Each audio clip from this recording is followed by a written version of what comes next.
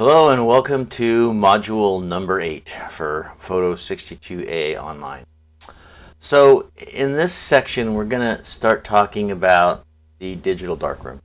Some of the ways that we can manipulate pictures using Lightroom is really what I'm going to be referring mostly to when it comes to post-processing, but then some things to be thinking about when you are looking at your images from the finishing point of view and from some of the background and how the sensor responds to different qualities and colors of light. So let's start at the very beginning. The visible spectrum of light is approximately somewhere between 400 and 700 nanometers. I'll show you a slide in a minute. There's all kinds of other radiation on the spectrum, but we're concerned specifically about the visible area because that's what our cameras respond to. A little bit in infrared, and a little bit in ultraviolet, but mostly, especially with our sensors, they're tuned and filtered to really target that green, red, and blue light. So blue is between 400 and 500 nanometers, 5 and 6 green, and 6 and 7 is the red component. And if you take approximately equal parts of all three of these and mix them together, you have white. Now we're going to talk about mixing light together to form different colors. And those of you who are painters, it's not the same, right? It's not the same. Painting, if you mix red, green, and blue, you get mud, right? So we get white light. It's additive, okay? So I just want to make sure that you can take the painting side of your mixing color brain and set it aside right now and consider that we're just going to be dealing with light. So here's that electromagnetic spectrum.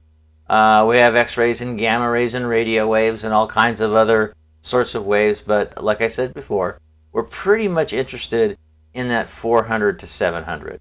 Occasionally below 400 we'll get some ultraviolet light. Not very often. The sensor's not terribly sensitive to ultraviolet. It's incredibly sensitive to infrared on the other end, so much so that they have to put a filter on the sensor to remove those infrared wavelengths, so you're not contaminating the scene with radiation that we can't see. Okay, the infrared piece. So they do take care of that in filtering and optimizing the sensor to perform best in the visible spectrum. Okay, so as I said, we're mixing light, right? So we have the additive primaries, red, green, and blue. And if we take red and green and we mix them together, we get yellow. Red and blue, mix them together, we get magenta. Blue and green, we get cyan. So when I say blue, I kind of mean that deep, dark, almost purpley kind of blue. When I say cyan, I'm kind of, I'm thinking about the color of the sky. Here in San Jose, not up at, 12,000 feet, but down here in San Jose, that kind of, a little bit of green with the blue to make it that cyan. Red and green and yellow, you guys have a pretty good sense of that. But sometimes we confuse blue and cyan as being sort of the same. And that blue is that real indigo, dark blue. And the cyan is that little bit lighter with a little bit of green component in there. So if we mix these colors of light together, we get the subtractive primaries, yellow, magenta, and cyan. Let me continue on here. So the subtractive primaries, as I said, yellow, magenta, and cyan. If we mix yellow and magenta, we get red. Yellow and cyan, we get green. Cyan, magenta, blue. Okay? So think about the additive primaries as laying down ink, right? Or no, actually, it's think about that as RGB. Think about that as dots on your computer screen. When we're talking about the subtractive colors, think about that as ink being laid down on a piece of paper. So if you look at a printer, you'll notice that you don't have red, green, and blue inks in your color printer at home. You have yellow, magenta, and cyan. We actually send photographs to the printer in RGB. You can send it in yellow, magenta, and cyan, but we don't do that. There's other ways in the printing industry that they do that, and there's reasons why they do that. But we send it to the Epson printers that we use here at school. We send an RGB file, and then that file is sort of decoded to yellow, magenta, and cyan. Okay? And as we start taking these colors and laying them down on a piece of paper, we then, with red, green, and blue, we can make yellow, magenta, and cyan. And with those 6 colors, we can pretty much make any color that we want. Okay? It's kind of funny because the way we mix this stuff, red, green, and blue make white, right? So it's a different way of thinking than painting. So here's a little diagram that will help you understand the relationships and what to mix together with what makes what. If you can draw this little diagram out or sort of have this committed to memory or somehow make a note of it, it will help you on the exams coming up. Okay? So you can see that these 3 circles, we have a green light, a red light, and a blue light. You can do this as an experiment with 3 flashlights and 3 colored gels on the end of it, and it'll do exactly this. Trust me, it works. Where all 3 circles overlap, we have white. Where green and red overlap, we have yellow. And then green and blue, and we have cyan. Blue and red, and we have magenta. So by sort of drawing this little diagram and referring back to this, we know what colors with what make what. Okay? And it's important to know, as a photographer, what colors are analogous next to each other and what colors are opposite. Right? If you take a color that's opposite, if you take yellow and blue and make those your 2 dominant colors in a photograph, those opposite colors are really going to vibrate. They're going to draw a bunch of attention to each other. Whereas if you took blue and red and put them together, it's a little more subtle, a little more gentle. So if you are constructing a photograph, telling a model what to wear, buying props to put in a still life, think about the color relationship. I'm sure you've all seen a picture of a yellow fire hydrant against a blue sky, and it wants to jump off that page and grab you. Right? And that's an exact example of power of opposites, okay, and how they really, really draw attention to each other. And then analogous colors are a little bit more gentle with each other, complement each other, and kind of support each other, but don't draw as much of attention. So those are the kind of things we think about later on when we start constructing our images, or we start looking for specific found images in the field that may satisfy that more dramatic or attention-grabbing kind of photograph. Light sources have different colors.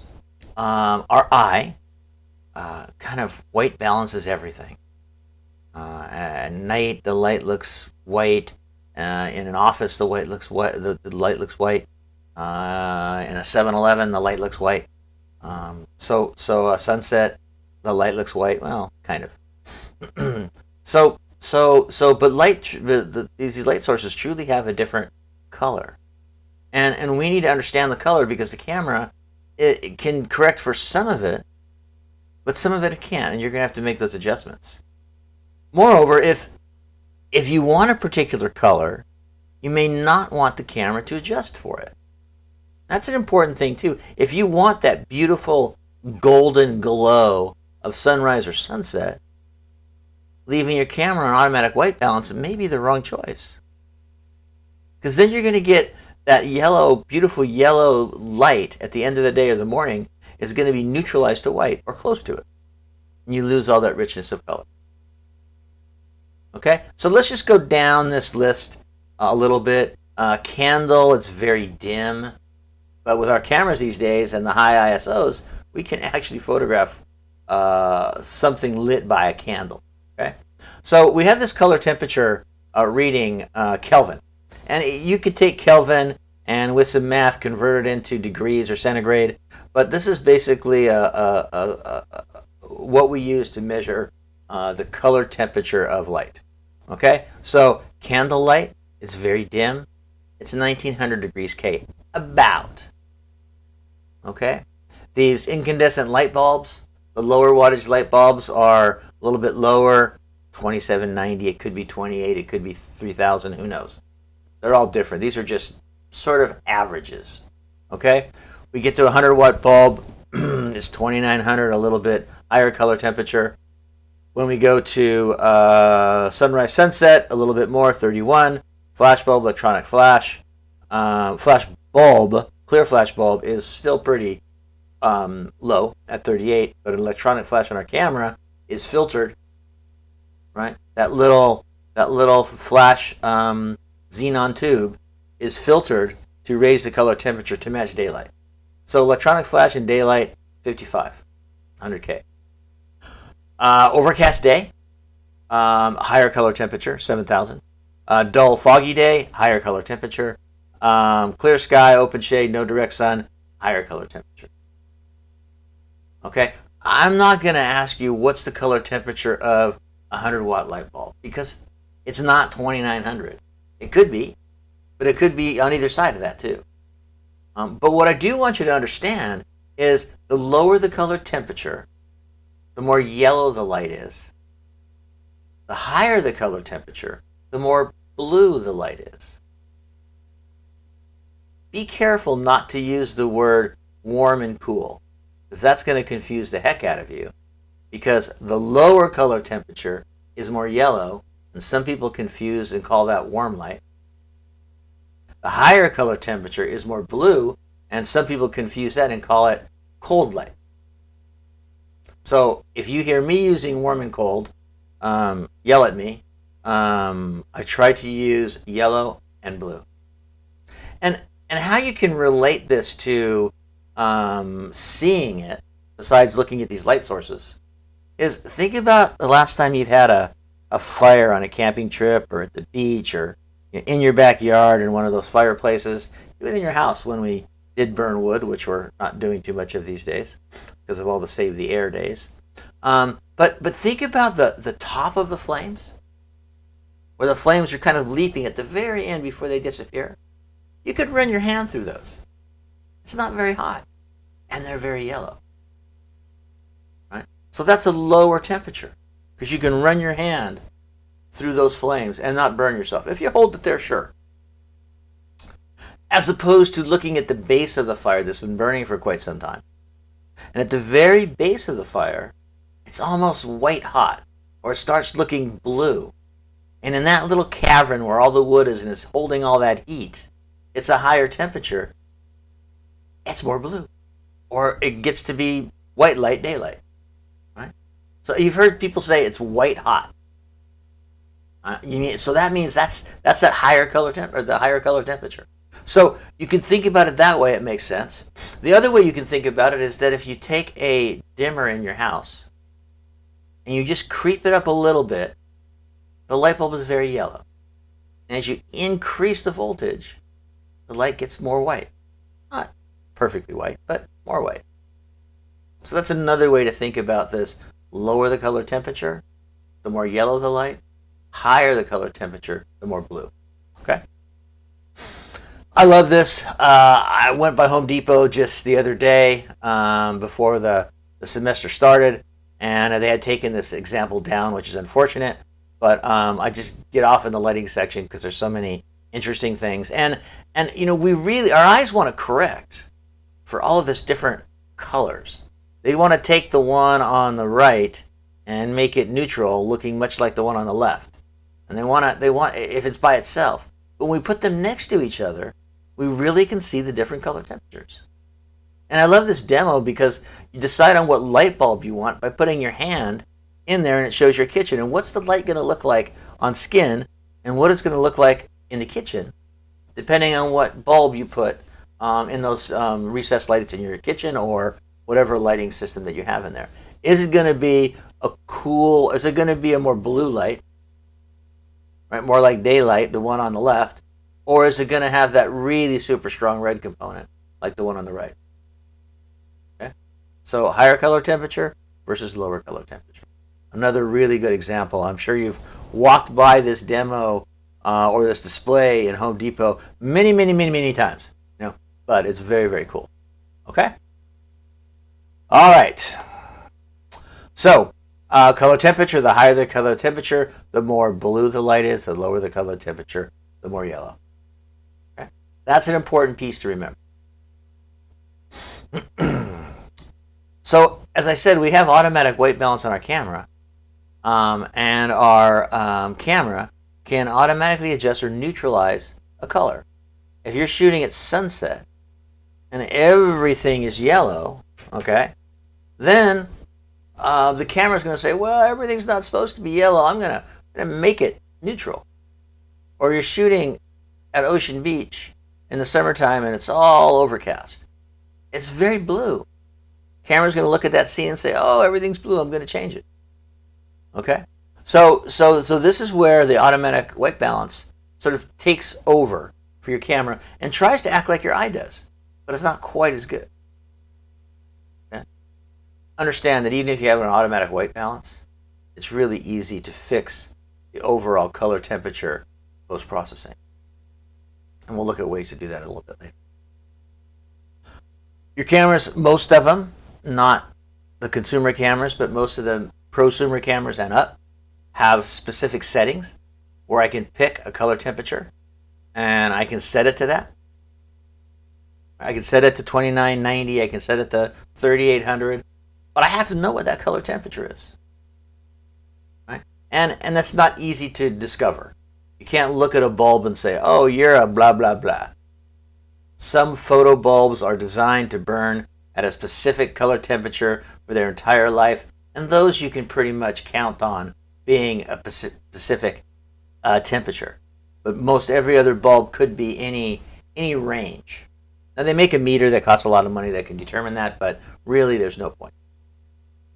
Our cameras also have the ability to take little icons on the camera and set those. So instead of going to 8,000 degrees Kelvin on your camera, the little icon may be a cloud. That means it's cloudy out, so it's a higher color temperature. Another icon may be a little light bulb drawing. Right? That's lower, it's 3000, 3200, something like that. So by taking those little icons, you're basically setting that up with a particular color temperature, if you know what the color temperature is. Right? As long as you're shooting raw, you have a really, really good way of changing the overall color temperature in post-processing. Whether you want to remove the auto and make it one of the icons, you want to give it a certain numeric value, or you just want to go in and tweak the automatic white balance. So all of those are done and done very, very well post-processing.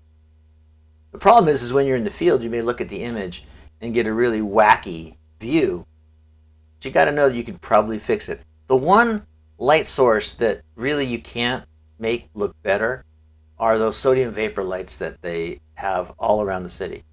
And those yellow lights, they don't have a full spectrum. So even if you go in and try to make that skin tone look normal or make that car color be what it really is, you'll never get there. Because there are certain wavelengths of light that aren't present in that source.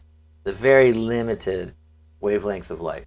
Very efficient, easy to see, and also easy to filter out so that the folks up there on Mount Hamilton can filter out all the light contamination from the city when they're doing the experiments. And now they're coming in with LEDs and starting to replace neighborhood by neighborhood. So that whole yellow sodium vapor thing is going to go away, except for in older neighborhoods that have not been upgraded. So keep your eye out for that mixture of LEDs that are more blue, where are going to have their own problems, and then the sodium vapors. It's a nice mixture of when they're halfway through a neighborhood. It's kind of some cool light.